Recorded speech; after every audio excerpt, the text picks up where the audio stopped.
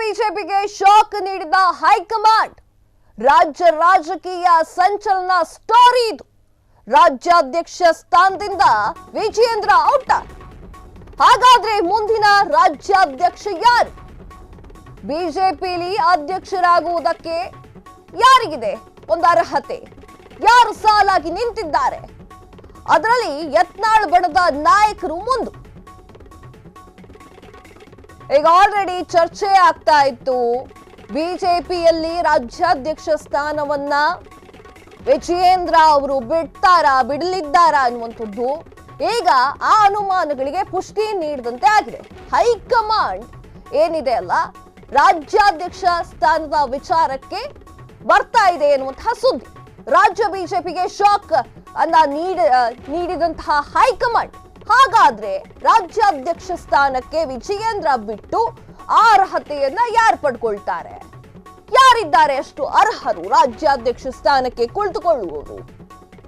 ನಿನ್ನ ಮೊನ್ನೆ ಅಷ್ಟೇ ವಿಜಯೇಂದ್ರ ಅವರು ಆರಾಮಾಗಿ ಮಾತನಾಡಿದ್ರು. ಏನಂತ ಹೇಳಿ, ಯತ್ನಾಳ್ ಏನ್ ಬೇಕಾದ್ರೂ ಹೇಳ್ಕೊಳ್ಳಿ, ನಾವುಗಳು ತಲೆನೇ ಕೆಡಿಸ್ಕೊಳ್ಳಲ್ಲ, ಆ ವಿಚಾರವಾಗಿ ನಮ್ಮನ್ನ ಕೇಳಲೇಬೇಡಿ ಎನ್ನುವಂತಹ ಮಾತನ್ನು ಕೂಡ ಅವರು ಆಡಿದ್ರು. ಈಗ ಸುದ್ದಿ ಬರ್ತಾ ಇದ್ದಿದ್ದೇನು ಅಂತಂದ್ರೆ, ಏನಾದ್ರೂ ವಿಜಯೇಂದ್ರ ಅವರು ರಾಜ್ಯಾಧ್ಯಕ್ಷ ಸ್ಥಾನದಿಂದ ಹೊರಟು ಹೋದ್ರೆ, ಅವರನ್ನ ತೆಗೆದು ಹಾಕಿದ್ರೆ ಆ ಸ್ಥಾನವನ್ನ ತುಂಬುವವರು ಯಾರು? ಅದರಲ್ಲೂ ಕೂಡ ಯತ್ನಾಳ್ ಬಣದ ನಾಯಕರೇ ಮುಂದಾಗಿದ್ದಾರೆ. ಯತ್ನಾಳ್ ಬಣದ ನಾಯಕರೇ ಇದಕ್ಕೆ ಮುಂದಾಗಿದ್ದಾರೆ. ಆದ್ರೆ ನಮ್ಮ ಗುಂಪಿನಿಂದ ಇವರಾಗ್ತಾರೆ ಎನ್ನುವಂಥದ್ದನ್ನು ಕೂಡ ಅವ್ರು ಹೇಳಿದ್ದಾರೆ. ಹಾಗಾದ್ರೆ ಪಕ್ಕಾ ಹೋಯ್ತಾ ರಾಜ್ಯಾಧ್ಯಕ್ಷ ಸ್ಥಾನ ಬಿಡೋದು ವಿಜಯೇಂದ್ರ ಅವರು?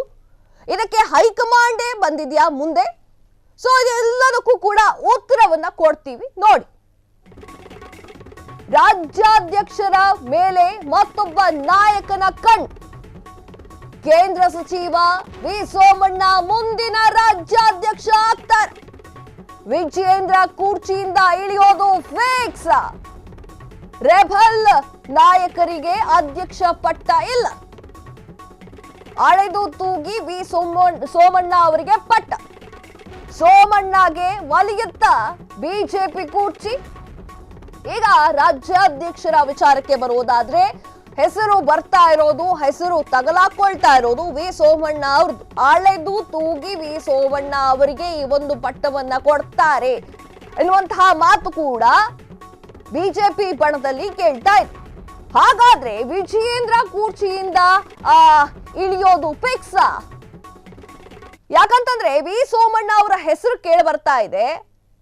ರಾಜ್ಯಾಧ್ಯಕ್ಷ ಸ್ಥಾನಕ್ಕೆ ವಿಜಯೇಂದ್ರ ಅವರನ್ನ ಬಿಟ್ಟು ಅಳೆದು ತೂಗಿ ವಿ ಸೋಮಣ್ಣ ಅವರಿಗೆ ಪಟ್ಟ ಕೊಡೋದು ಅಲ್ಲಿರುವಂತಹ ಬಿಜೆಪಿ ಬಣದಲ್ಲಿ ಆಲ್ಮೋಸ್ಟ್ ಫಿಕ್ಸ್ ಆದ ತರ ಕಾಣ್ತಾ ಇದೆ.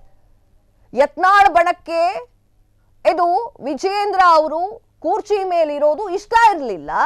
ಕ್ಷಣಕ್ಕೊಂದು ಖ್ಯಾತೆ, ದಿನಕ್ಕೊಂದು ಖ್ಯಾತೆ, ವಾರಕ್ಕೊಂದು ಖ್ಯಾತೆಯನ್ನ ತೆಗಿತಾ ಇದ್ರು.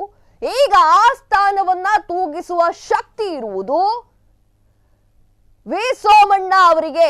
ಕೇಂದ್ರ ಸಚಿವ ವಿ ಸೋಮಣ್ಣ ಮುಂದಿನ ಅಧ್ಯಕ್ಷರಾಗ್ತಾರಾ ಅನ್ನುವಂತಹ ಒಂದಿಷ್ಟು ಮಾತುಕತೆಗಳು ಬಿಜೆಪಿ ಒಳವಲಯದಲ್ಲಿ ಶುರುವಾಗಿದೆ. ಈ ಕುರ್ಚಿ ವಿಚಾರ ಇಷ್ಟಕ್ಕೆ ಸ್ಟಾಪ್ ಆಗುತ್ತಾ, ಅಥವಾ ವಿಜಯೇಂದ್ರ ಅವರು ಇಳಿದು ಸೋಮಣ್ಣ ಅವರಿಗೆ ಬನ್ನಿ ಸೋಮಣ್ಣ ಅವರೇ ಅಂತ ಹೇಳಿ ಸೀಟನ್ನ ಬಿಟ್ಕೊಡ್ತಾರಾ? ಹೈಕಮಾಂಡ್ ಎಂಟ್ರಿ ಕೊಡ್ತಾರಾ? ಅನ್ನೋದೆಲ್ಲ ಕಾದು ನೋಡ್ಬೇಕಾಗಿದೆ.